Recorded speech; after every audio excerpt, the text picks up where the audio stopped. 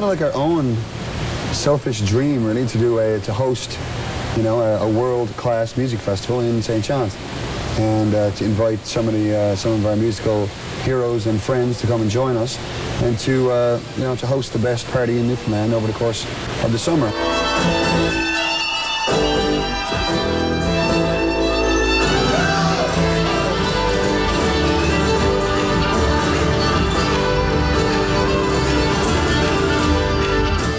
Why those particular acts?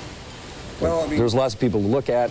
You know, we certainly approached a bunch of people to do the shows. I mean, a lot of people. It's what we went for. I mean, a lot of these people we approached firsthand, and you know, it wasn't through agencies. It wasn't through. It was, you know, we approached, you know, Gordy and said, "Would you, you know, we'd love to have you as our guests." You know, and it's what we wanted to do more in terms of music was to present a day-long show whereby you know, individual fans that were, you know, fans in each group would be turned on by the other bands that were there, and you know, present a package that would be interesting yet different and eclectic enough to be you know, interesting, I suppose, over the course of the whole day. The whole goal too, I mean, is to take, you know, Atlantic Canadian music and present it on a stage with more, you know, acceptable forms of music, more accepted forms of North American music, and say, you know, this is a real music form. This is not like an in-joke between, you know, the provinces of, you know, the Maritimes and Newfoundland. It's, you know, this is a world music form, and it's just as legitimate as a blues band from Toronto or a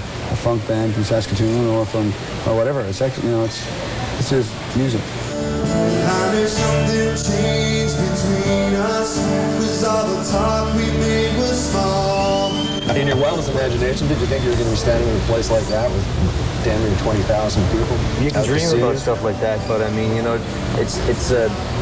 you're so focused and involved with the tour you're doing at the time and the show you're doing at the time that you can look ahead, but you know, you do not expect to be standing on stage with 18,000 plus in St. John's, Newfoundland. You know, that's like, based on St. John's metropolitan numbers, that's a 1 in 6, and you know, it would have been a great night to rob a house last night.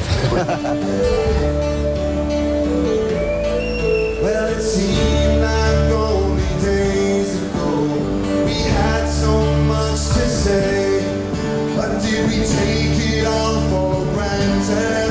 I did it all get thrown away. We got about 2 weeks off. 2 weeks, yeah. 2 weeks. Wow. Yeah. And then you're back at it again. Yeah, we're back at it September 1st. Right, and we're doing a couple of things in Southern Ontario for some schools, and then we do a couple of things in the States, a couple of big Celtic festivals in the States, and then we go overseas. Back to England, England, yeah. back to England. I think we might even drop in England along the way here. Yeah. And we got 4 shows in Germany, which we're pretty excited about. Right.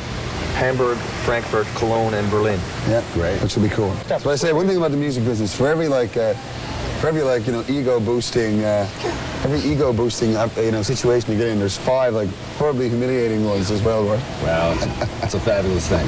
Well, you guys enjoy your holidays, and it's gonna be fun. Congratulations on that picnic thing. Hey, listen, thanks for coming down. Absolutely. No problem. And we'll gather. You know me. If there's any excuse to come here, I'm here. We'll gather again. Okay. You always seem to like come for one show and stay a week.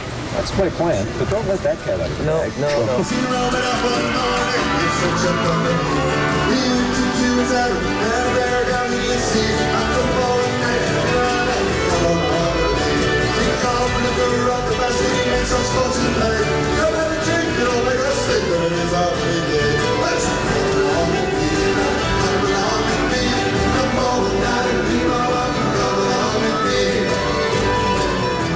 Well, that's about all the time we have left on this week's show. Thank you very much for watching. I hope you enjoyed our coverage of the last of the Great Big Picnics from St. John's, Newfoundland.